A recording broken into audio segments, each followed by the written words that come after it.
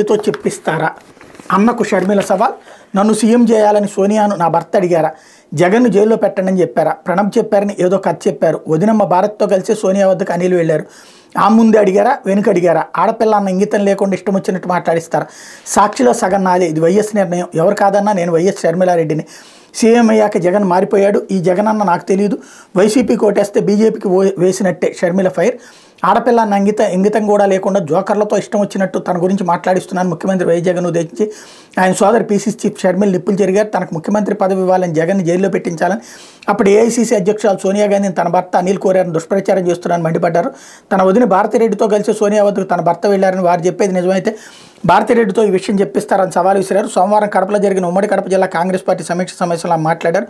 CM పదవి ఇవ్వలేదని అక్కస్తో కాంగ్రెస్ నుంచి బయటకు వచ్చి సొంత పార్టీ పెట్టుకుని జగన్ ఆ తర్వాత జైలు నుంచి బెయిల్పై బయటకు వచ్చేందుకు సోనియా శరణ్ కోరినట్టుగా షర్మిల పరోక్షంగా చెప్పారన్నటువంటి వార్తను ఇక్కడ హైలైట్ చేశారు. లేకపోతే